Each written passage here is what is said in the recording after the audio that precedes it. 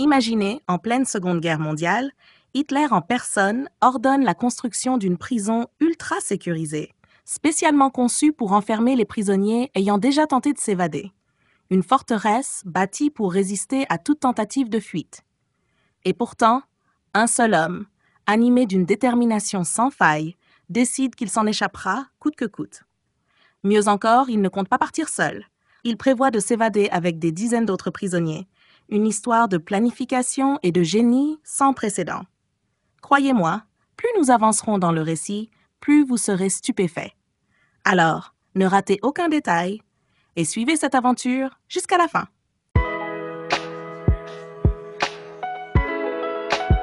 En 1943, la Seconde Guerre mondiale battait son plein, le plus grand conflit armé de l'histoire. De nombreuses puissances mondiales étaient impliquées, et cette guerre dura 6 longues années.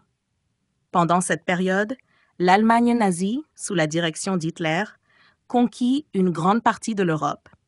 Mais laissons la guerre de côté pour nous concentrer sur notre histoire. À cette époque, l'Allemagne capturait de nombreux soldats ennemis considérés comme des prisonniers de guerre. De vastes camps de détention étaient continuellement construits pour les enfermer. Cependant, un grand nombre de ces prisonniers tentaient constamment de s'évader, et beaucoup réussissaient. Pourquoi? Parce que ces lieux n'étaient pas des prisons à proprement parler, mais plutôt des camps composés de baraquements militaires en bois, sans murs de béton ni barreaux métalliques. Ainsi, les évasions étaient fréquentes. Toutefois, la plupart des fugitifs finissaient par être repris. Face à cela, Hitler ordonna la construction de camps de détention plus sophistiqués, spécialement conçus pour empêcher toute tentative d'évasion. Ces camps étaient réservés aux prisonniers les plus récalcitrants, ceux qui avaient déjà essayé de fuir. Parmi ces camps, le plus célèbre s'appelait Stalag Luft III, une prison conçue pour être totalement impénétrable. Ce camp était constitué de baraquements surélevés, soutenus par des piliers en béton, ce qui empêchait de creuser des tunnels en dessous. De plus, le sol du camp était constitué d'un sable extrêmement fin, rendant toute tentative de creusement presque impossible, car le tunnel s'effondrerait immédiatement. Sans oublier les microphones enterrés dans le sol pour détecter le moindre bruit suspect. Et ce n'était pas tout. À la surface, le camp était entouré de 2 clôtures renforcées de fils barbelés et des miradors avec des gardes armés surveillaient les environs 24 heures sur 24. Autant dire qu'il était quasiment impossible de s'échapper. Mais dans ce camp se trouvait un homme déterminé à briser ces barrières à n'importe quel prix. Et non seulement il comptait s'évader, mais il voulait aussi libérer des centaines d'autres prisonniers avec lui. Cet homme, c'était Roger Bushell, un pilote britannique capturé par les Allemands lors d'une mission aérienne en France. Abattu en plein vol, il avait réussi à sauter en parachute avant que son avion ne s'écrase, mais il fut rapidement capturé par l'armée allemande. Roger Bushell était un habitué des évasions. À chaque fois qu'il était placé dans un camp, il trouvait un moyen de s'enfuir. Il avait déjà réussi à s'évader à plusieurs reprises, mais lors d'une de ses tentatives, les choses avaient pris une tournure dramatique. Un jour, alors qu'il était transporté en train avec un camarade tchèque, les 2 hommes profitèrent d'un moment d'inattention pour s'échapper. Leur objectif était clair, rejoindre la Tchécoslovaquie et s'y cacher. Mais à cette époque, ce pays était sous occupation allemande, ce qui compliquait leur fuite. Une fois sur place, Roger et son compagnon trouvèrent refuge chez une famille tchèque qui, par solidarité, les cacha et prit soin d'eux. Malheureusement, un événement tragique allait bouleverser la situation. Un haut commandant allemand fut assassiné en Tchécoslovaquie. Suite à cet assassinat, les nazis déclenchèrent des recherches intensives à travers le pays. Toute personne suspecte était immédiatement arrêtée, voire exécutée sur place. Redoutant de mettre leurs hôtes en danger, Roger et son compagnon décidèrent de fuir à nouveau. Mais cette tentative ne dura pas longtemps. Ils furent capturés peu de temps après.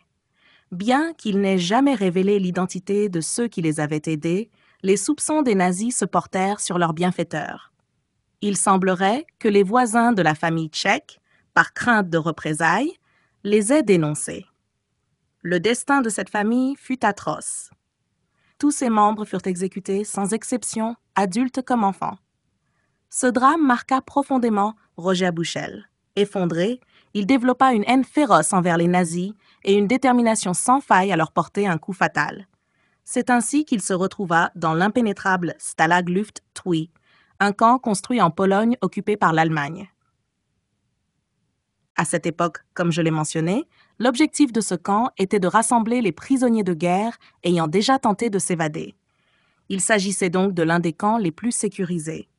Mais pour Roger, cela ne changeait rien. Il était déterminé à s'échapper.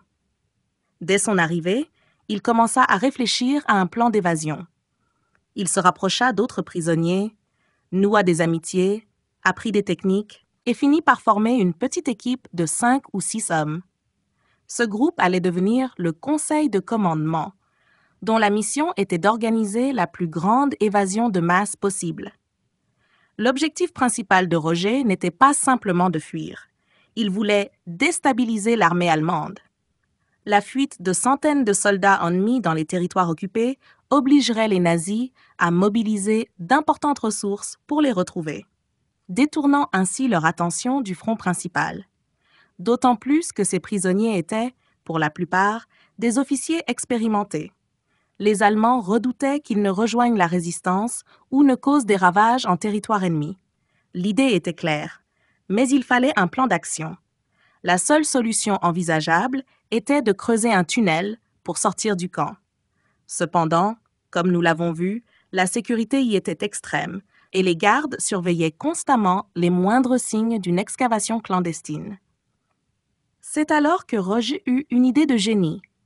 Au lieu de creuser un seul tunnel, ils en creuseraient 3 simultanément, à différents endroits du camp. L'objectif ?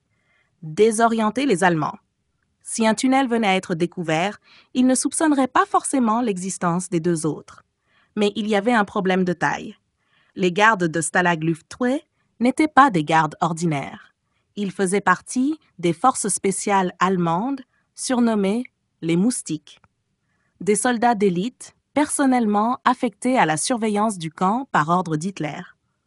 Spécialement formés pour détecter les tentatives d'évasion, ils avaient une expertise redoutable en matière de surveillance des camps de prisonniers. Roger et son équipe savaient donc que la discrétion absolue était cruciale. Ils mirent alors en place une ruse simple mais ingénieuse pour parler des tunnels sans éveiller les soupçons. Ils leur donnèrent des noms de personnes ordinaires. Le premier tunnel fut baptisé Tom, le deuxième, David, et le troisième, Harry. Grâce à cette astuce, ils pouvaient discuter librement sans éveiller les soupçons des espions nazis infiltrés parmi les prisonniers.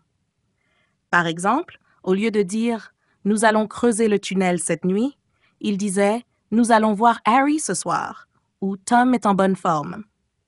Cette précaution était essentielle car l'une des stratégies principales des nazis pour contrecarrer les évasions était d'infiltrer des informateurs parmi les prisonniers.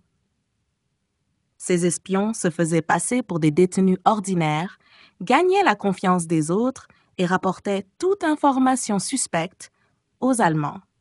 Mais Roger et son équipe savaient qu'ils devaient être plus malins que leurs adversaires. Leur plan était audacieux, risqué, mais génialement orchestré. Les espions infiltrés étaient généralement des prisonniers nouvellement arrivés, soit récemment capturés, soit transférés d'un autre camp.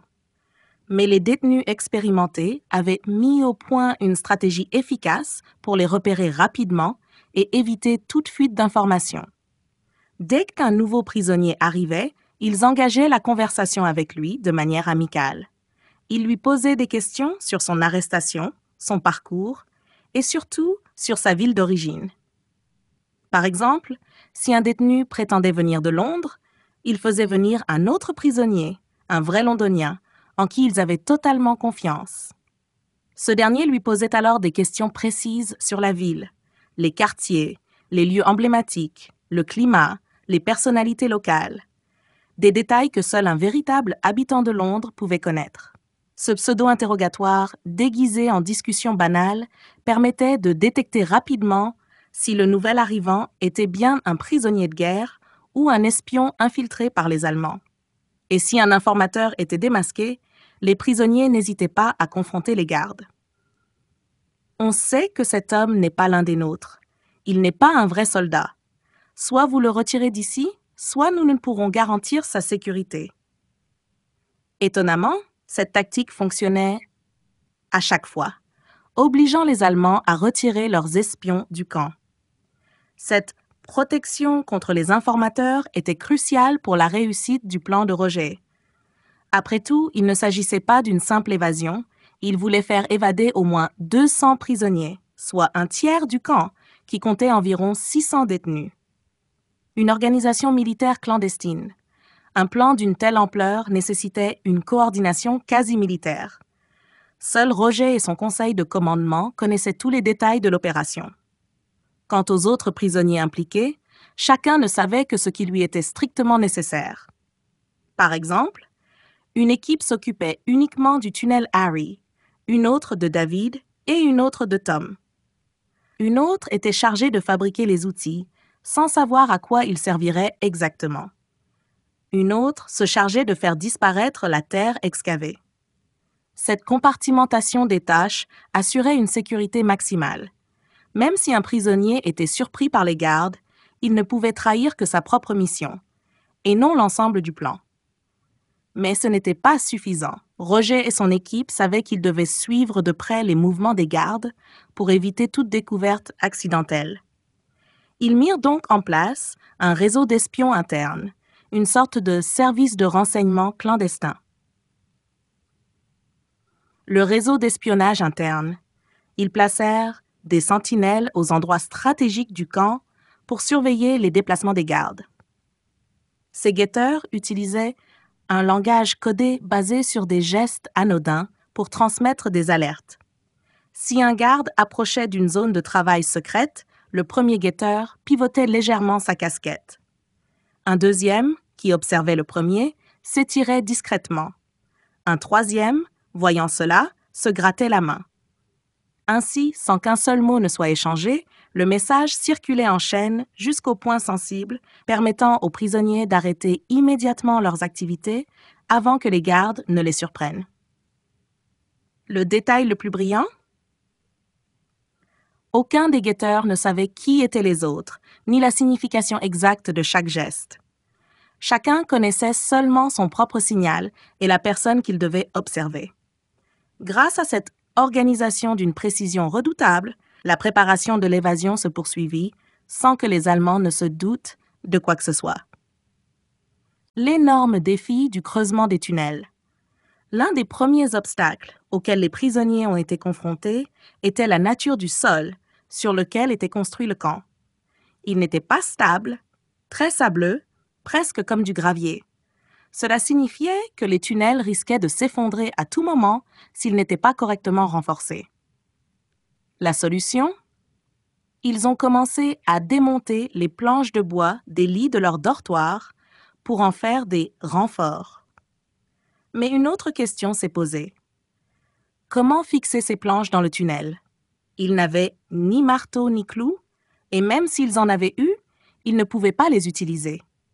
Le bruit des coups de marteau aurait été capté par les micros souterrains installés par les Allemands. Ils ont donc mis au point une technique ingénieuse. Ils ont découpé les planches en morceaux imbriqués qui pouvaient s'encastrer les uns dans les autres sans nécessité de clous. Ce système d'assemblage permettait aux plaques de se soutenir mutuellement et de maintenir la structure du tunnel. Mais attention, une seule fausse manipulation pouvait faire tomber une grande partie du renforcement, menaçant tout l'effort de creusement. Ils devaient donc travailler avec une extrême prudence. Fabriquer des outils avec presque rien. Un autre problème s'est rapidement posé. Comment découper les planches des lits avec précision? Les prisonniers ne possédaient pas de scie, mais ils avaient un objet autorisé dans leur baraquement. Des gramophones, ces vieux tourne-disques utilisés pour écouter de la musique. À l'intérieur de ces appareils, il y avait un ressort métallique extrêmement solide et tranchant. En le retirant et en le redressant, ils ont obtenu une lame de fortune qui, bien qu'artisanale, était assez coupant pour découper du bois. Un travail titanesque sous terre. Une fois les tunnels sécurisés, le vrai travail commençait. Creuser, mais pas n'importe comment. Pourquoi? Parce que les micros souterrains risquaient de capter le moindre bruit de pelle. La solution? Ils ont creusé à une profondeur de 10 mètres sous terre, un niveau suffisant pour éviter d'être repérés. Mais cela signifiait aussi un effort colossal, des centaines de mètres de tunnels à creuser à la main, une sortie assez éloignée, en pleine forêt, pour éviter d'être repérés une fois dehors. 3 tunnels creusés en parallèle en cas de découverte de l'un d'eux. Heureusement, le camp comptait de nombreux prisonniers motivés qui se relayaient jour et nuit pour avancer centimètre par centimètre. Comment se débarrasser de toute cette terre? Autre défi majeur. Où cacher toute la terre extraite sans éveiller les soupçons? Le plan astucieux des prisonniers. Ils remplissaient de petits sacs de sable qu'ils dissimulaient dans leurs pantalons. En se promenant dans le camp, ils chalibéraient discrètement la terre sous les potagers du camp. Pourquoi cette technique marchait? Parce que la couleur du sable retiré des tunnels était différente du sol du camp, ce qui pouvait attirer l'attention des gardes s'ils l'avaient simplement jeté n'importe où. En l'intégrant au sol des potagers, elle passait totalement inaperçue. Le secret des entrées des tunnels. Mais le plus grand secret, c'était l'emplacement des entrées des tunnels. Seul Roger, son conseil de commandement et les creuseurs connaissaient leur emplacement. Pourquoi? Parce que si un garde les trouvait, tout le plan tombait à l'eau. Où étaient cachées ces entrées? Les baraquements du camp étaient construits sur des pilotis en béton, laissant un espace visible sous le plancher. Creuser à cet endroit aurait été trop risqué, car les gardes auraient pu repérer une excavation. Alors, comment ont-ils dissimulé ces tunnels? Préparez-vous, car la ruse utilisée est absolument géniale. Les prisonniers avaient trouvé des solutions ingénieuses pour cacher les entrées des tunnels. Ces entrées devaient être parfaitement dissimulées, car si un seul tunnel était découvert, tout le plan risquait d'être compromis. Ils ont donc exploité un détail du camp, les piliers en béton qui soutenaient les baraquements. Certains de ces piliers étaient plus grands que d'autres, car ils servaient à faire passer des conduites d'eau et des câbles électriques. Voici comment ils ont transformé ces piliers en portes secrètes vers la liberté. Tunnel Harry, caché sous un poêle. L'entrée du premier tunnel, Harry, se trouvait sous un poêle à charbon dans l'un des baraquements. Pourquoi ce poêle? Chaque baraquement possédait un poêle pour le chauffage. Ce dernier était posé sur une dalle en céramique, car étant en métal et dégageant beaucoup de chaleur, il ne pouvait pas être directement sur le plancher en bois. Par un coup de chance incroyable, le poêle de ce baraquement précis était placé juste au-dessus d'un des piliers en béton. Le plan des prisonniers. Ils ont soulevé le poêle et la dalle en céramique et ont commencé à creuser directement dans le béton du pilier. Pourquoi c'était un camouflage parfait? Le poêle était toujours à sa place et personne ne pouvait soupçonner qu'il cachait un tunnel. C'était l'endroit idéal, invisible, facile d'accès et sécurisé. Tunnel David, caché sous une bouche d'évacuation. Le deuxième tunnel, David, avait son entrée dans une bouche d'évacuation des douches. Comment ont-ils fait? Ils ont simplement creusé à travers la grille d'évacuation. Mais le problème était que cette grille devait être refermée après chaque passage, sinon elle éveillerait les soupçons. La solution ingénieuse. L'un des prisonniers, un ingénieur talentueux, a fabriqué une dalle en ciment qui imitait parfaitement la couleur et la texture du sol autour de la bouche d'évacuation. Pourquoi cette dalle était parfaite? Elle s'insérait exactement dans l'ouverture qu'ils avaient creusée, sans laisser de traces visibles. Grâce à cette astuce, personne ne pouvait se douter qu'un tunnel était caché juste en dessous. Tunnel Tom, une erreur fatale. Le troisième tunnel, Tom, était similaire à Harry. Son entrée se trouvait sous un poêle dans un autre baraquement. Mais cette fois, un problème est apparu. Quelle était la différence? Contrairement au poêle de Harry, celui-ci n'était pas posé sur une dalle en céramique, mais sur du béton. Le problème, lorsque les prisonniers ont essayé de soulever la dalle, elle a commencé à s'effriter. La solution du génie du ciment, l'ingénieur du camp a fabriqué une nouvelle dalle en béton et l'a renforcée avec un cadre en bois. Résultat, désormais, il pouvait soulever et incliner le poêle en fonctionnement, accéder au tunnel et refermer l'entrée sans éveiller de soupçons. Une découverte catastrophique. Pendant plusieurs mois, tout s'est déroulé sans encombre. Mais un jour, un simple accident a failli tout faire basculer. Que s'est-il passé? Un jour, lors d'une inspection de routine, des gardes sont entrés dans le baraquement où se trouvait le tunnel Tom. L'un d'eux, tenant une canne, l'a accidentellement laissé tomber près du poêle. Le choc de la canne contre la dalle de béton a provoqué un léger éclat, révélant une texture anormale du sol. Les gardes ont immédiatement eu des doutes. Ils ont commencé à inspecter de plus près et ont fini par déplacer le poêle, révélant l'entrée du tunnel Tom. Les Allemands détruisent le tunnel. Après cette découverte, les Allemands ont évacué le baraquement et ont immédiatement pris des mesures radicales. Ils ont fait exploser tout le tunnel, le rendant inutilisable. Heureusement, même si Tom était perdu, les deux autres tunnels, Harry et David, restaient intacts. Les prisonniers savaient désormais qu'ils devaient accélérer leur plan avant qu'un autre tunnel ne soit découvert. L'importance d'un plan en 3 tunnels. Lorsque les Allemands ont découvert le tunnel Tom, ils ont cru avoir anéanti toute tentative d'évasion. Pourquoi? Ils ont sous-estimé les prisonniers et ils n'ont jamais imaginé qu'il pouvait y avoir d'autres tunnels aussi sophistiqués en construction ailleurs dans le camp. Leur erreur fatale. Pensant que tout l'effort et les ressources avaient été investis dans ce Tom, ils se sont relâchés, convaincus qu'il n'y avait plus aucun danger.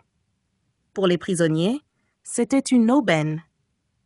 Au lieu d'augmenter la surveillance, les Allemands ont baissé leur garde, donnant ainsi plus de liberté aux prisonniers pour terminer leur projet en toute discrétion. Un problème imprévu, la fin du tunnel David. Malheureusement, un nouvel obstacle imprévu a menacé leur plan. Les Allemands avaient décidé d'agrandir le camp du côté où devait déboucher le tunnel David. Conséquence, les prisonniers avaient prévu que David ressortirait sous la forêt voisine, leur offrant une couverture parfaite pour s'enfuir. Mais avec l'agrandissement du camp, les arbres ont été abattus, exposant complètement la sortie du tunnel. Solution radicale, abandonner David. Le conseil de direction des prisonniers a décidé d'arrêter le travail sur David et de tout concentrer sur Harry, qui était le dernier espoir. Une nouvelle utilité pour David. Au lieu d'être détruit, David a été utilisé comme entrepôt pour cacher la terre extraite du tunnel Harry. Des solutions techniques impressionnantes. Le tunnel Harry allait mesurer plus de 100 mètres de long. Pour mener à bien ce projet titanesque, les prisonniers ont dû faire preuve d'une ingéniosité extraordinaire. Voici 3 innovations majeures qu'ils ont développées. 1. Un système de ventilation ingénieux. Un tunnel aussi long avait un problème majeur, le manque d'oxygène.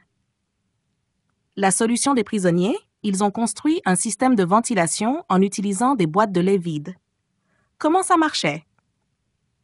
Ils ont connecté les boîtes entre elles, créant un conduit d'air qui s'étendait sur toute la longueur du tunnel. Pour pousser l'air à l'intérieur, ils ont utilisé des sacs qu'ils possédaient déjà, les transformant en pompes à air rudimentaires. Un prisonnier était chargé de pomper l'air manuellement à l'entrée du tunnel, permettant ainsi aux travailleurs sous terre de respirer normalement. 2. Un système de transport sur rail. Se déplacer dans un tunnel étroit et sombre, tout en transportant des dizaines de kilos de terre, aurait été une tâche épuisante. La solution des prisonniers. Ils ont construit un véritable chemin de fer souterrain avec une petite charrette en bois, similaire à un chariot de mine. Pourquoi c'était crucial? Les travailleurs pouvaient se déplacer plus vite dans le tunnel. La terre extraite pouvait être transportée facilement vers la sortie. Éviter de ramper sans cesse allongeait l'endurance des ouvriers et accélérait la construction. 3. Un système d'éclairage électrique. Travailler dans l'obscurité totale aurait été impossible. La solution des prisonniers, ils ont volé des fils électriques appartenant aux ouvriers du camp et les ont connectés au réseau électrique du camp. Comment ont-ils fait? Ils ont discrètement détourné l'électricité du camp en branchant leurs fils au système existant. Ils ont également volé des ampoules dans différentes parties du camp pour éclairer le tunnel entier. Le détail intéressant, les ouvriers réalisant que leur câble avait disparu n'ont rien dit aux gardes, de peur d'être punis. Résultat, les prisonniers avaient un tunnel parfaitement éclairé, ce qui rendait le travail beaucoup plus efficace. Préparer la grande évasion, fausses identités et documents falsifiés. Avec Harry bientôt prêt, les prisonniers devaient maintenant préparer leur nouvelle vie une fois dehors. Leur dernier défi, fabriquer de faux papiers. Comment ont-ils fait? Parmi eux, il y avait des faussaires experts, capables de reproduire parfaitement les documents d'identité et les autorisations de voyage. Ils ont récupéré des tampons, de l'encre et du papier dans le camp pour fabriquer de faux passeports, tickets de train et permis de circulation. Chaque évadé allait recevoir une nouvelle identité pour éviter d'être capturé immédiatement après leur sortie. Pourquoi c'était essentiel? En Allemagne nazie, les contrôles étaient fréquents dans les gares et aux frontières. Sans papier valide, les prisonniers risquaient d'être arrêtés dès leur première tentative de voyage. Le compte à rebours commence? Le tunnel Harry était presque terminé. Après des mois de travail acharné, la plus grande évasion de la Seconde Guerre mondiale était sur le point d'avoir lieu. Mais tout ne se passerait pas comme prévu. Un coup de bluff pour obtenir des documents officiels. Pour que les faux papiers soient crédibles, il fallait des photos d'identité. Problème? Ces photos étaient entre les mains de l'administration du camp et seuls les gardes pouvaient y accéder. La solution des prisonniers? Le chantage. Certains détenus étaient de véritables maîtres de la manipulation. Ils ont mis au point une technique d'extorsion brillante. Un prisonnier subtilisait discrètement un objet important à un garde, carte d'accès, clé, document. Un autre prisonnier intervenait peu après, feignant de vouloir aider. « Oh, j'ai entendu dire que vous aviez perdu votre carte. » Le garde paniquait immédiatement. Perdre un objet sensible signifiait être envoyé sur le front. Un sort bien pire que surveiller des prisonniers. 3. Les prisonniers négociaient un échange discret. Pas d'inquiétude, on peut régler ça entre nous. Il nous faudrait juste quelques photos et tampons officiels. Pris de peur, le garde cédait, préférant éviter les ennuis. Résultat, les prisonniers ont obtenu tout ce qu'il leur fallait pour finaliser leurs faux papiers sans éveiller les soupçons. Mars 1944, tout est prêt pour l'évasion. Après plus d'un an de travail acharné, le tunnel Harry était enfin terminé. Mais pour réussir leur fuite, ils devaient choisir le bon moment. Conditions idéales pour l'évasion. Pas de pleine lune, moins de lumière, plus de discrétion. Pluie espérée, un sol boueux compliquerait la traque des chiens. Mais la pluie n'est jamais venue. Plan B, s'évader lors d'une nuit avec un minimum de lumière lunaire. 24 mars 1944, le jour J. Le conseil de direction des prisonniers a donné le feu vert. Une mise en place du plan d'évasion. Les prisonniers devaient discrètement rejoindre la baraque 104, sous laquelle se trouvait le tunnel Harry. Pour éviter d'éveiller les soupçons, ils ne sont pas sortis tous en même temps. Ils avançaient en petits groupes, un par un, vers la baraque. Une fois à l'intérieur, ils descendaient un par un dans le tunnel et commençaient à ramper vers la liberté. Tout semblait parfaitement orchestré. Jusqu'au moment où ils ont découvert une terrible erreur de calcul. Un problème de taille à la sortie du tunnel. Arrivés au bout du tunnel, les prisonniers ont réalisé une chose catastrophique. L'ouverture ne débouchait pas sous les arbres de la forêt comme prévu. Elle s'ouvrait dans une zone dégagée, à seulement 50 mètres des clôtures du camp, sous les yeux des miradors ennemis. Un choc total. S'ils sortaient immédiatement, ils risquaient d'être repérés et abattus par les gardes. Mais rester dans le tunnel trop longtemps signifiait être coincés et se faire capturer. Ils devaient rapidement trouver une solution, une évasion sous tension. Le conseil de direction des prisonniers n'avait plus le choix. Il fallait continuer l'évasion, coûte que coûte. Un à un, les détenus rampaient hors du tunnel. Mais la sortie était extrêmement lente. Plusieurs imprévus sont venus compliquer l'opération. Coupure d'électricité. Plongés dans le noir, les prisonniers ont dû avancer à tâtons, éboulement dans le tunnel. Il a fallu le réparer en urgence, ce qui a pris précieuses minutes. Le temps passait et l'aube approchait. De 22h à 5h du matin, seulement 76 prisonniers avaient réussi à s'échapper et à se disperser dans la forêt. À 5h du matin, 3 derniers prisonniers ont tenté leur chance. Mais cette fois, les gardes les ont repérés. L'alerte a été donnée immédiatement. Les soldats se sont précipités pour bloquer la sortie du tunnel. Les 3 prisonniers ont levé les mains et se sont rendus. Quant aux prisonniers encore dans le tunnel, ils ont compris que l'évasion était terminée. Ils ont tenté de revenir en arrière vers les baraquements, mais il était trop tard. Une traque impitoyable. Sur les 200 prisonniers qui devaient s'évader, seuls 76 ont réussi à sortir. Mais la liberté fut de courte durée. En moins de 72 heures, la plupart des fugitifs ont été capturés. Certains n'ont même pas parcouru quelques kilomètres avant d'être arrêtés. Cependant, quelques chanceux ont réussi à fuir définitivement. Certains ont atteint leur pays d'origine et ont repris le combat contre les nazis. Mais la plupart ont connu un sort tragique. La colère d'Hitler, une exécution de masse. Lorsqu'Hitler a appris l'ampleur de l'évasion, il est entré dans une rage folle. Son premier réflexe? Exécuter tous les prisonniers du camp, sanctionner tous les gardes et officiers responsables. Mais ses conseillers l'ont convaincu de limiter la punition. Verdict final, 50 prisonniers capturés furent exécutés. Parmi eux, Roger Buchel, le cerveau du plan d'évasion. Un massacre qui viola toutes les conventions internationales. Un plan qui a malgré tout réussi.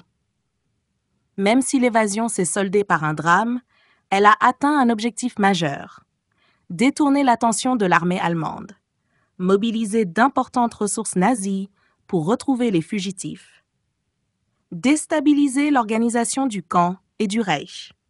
Le grand évadé a laissé une empreinte indélébile dans l'histoire et inspiré des générations entières. Nous arrivons à la fin de notre histoire d'aujourd'hui, l'une des tentatives d'évasion les plus audacieuses et remarquables de l'histoire des prisons.